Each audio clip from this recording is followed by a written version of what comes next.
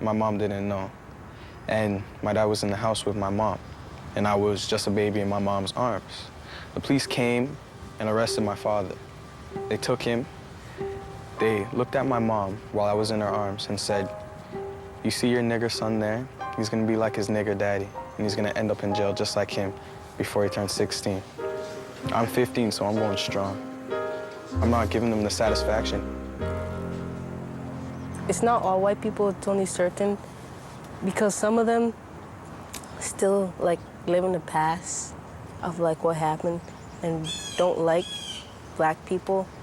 For whatever reason, they don't like us. So I'm thinking, like, if you look at it in the ghetto, you don't really see white people, you only see black people. It's like they don't want us to be a part of what they have, to be like in the big houses or in like their environment. They just section us all in one place.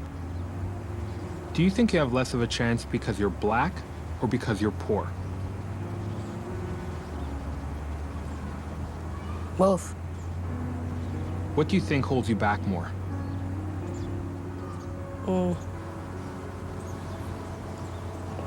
The color of my skin.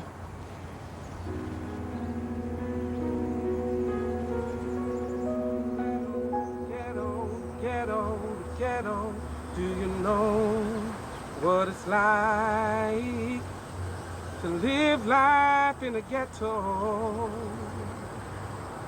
What they know by living hard, standing on. Rennie is well known throughout the Glendower community. He's an ex-drug dealer. But these days, he devotes himself to his music and the care of his young son, Majesty. At one time, getting involved in some criminal activity, now being on the other side. What do you think drew you towards that type of criminal element? What do you think draws others around here? For me, it was survival, really, because my mom, she was a single parent. She had to look after myself and my brother. And when I first started hustling when I was younger, it was because my mom, she just got laid off, you know, for a while, and money was very tight. So I had to look after myself, you know. It was like dog-eat-dog world out here. So I had to fend for myself. So that's why I started hustling, and when things started getting better, I just got accustomed to it, and then that's what drew me into it, you know.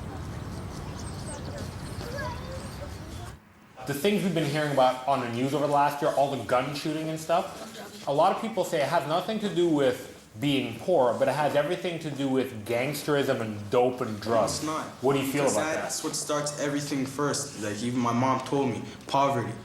The way our government's set up is that the rich get rich and the poor get poor or stay poor. They think it's all right if we eat 99-cent tuna or whatever because it's cheap, and they could have their roast beef and caviar, whatever they, all their caviar and everything.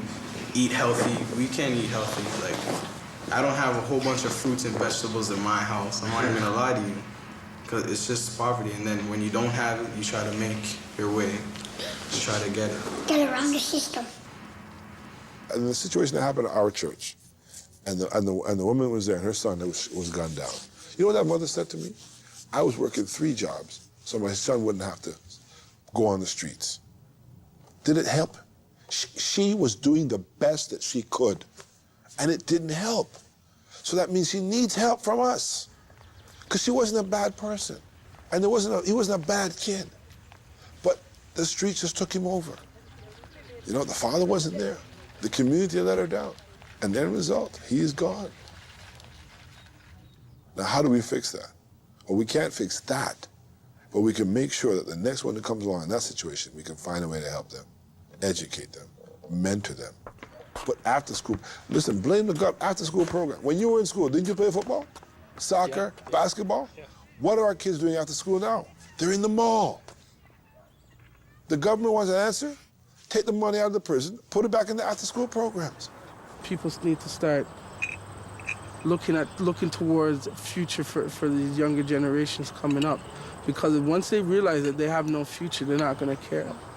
My stepsister, I was talking to her son one time, and he's like, I think like 6 or 7.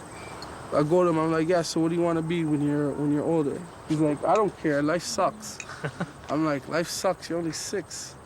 You know, you're only 7 years old. You know, your life sucks. And that's the problem. Like when I really sit down and think about it, he is being serious when he said it. Yeah. And if he's already experiencing that at 7 years old, and there's so many kids out there experiencing that at 7 years old, you know, that's a very big problem, you know, because that's going to be the next generation that's coming up.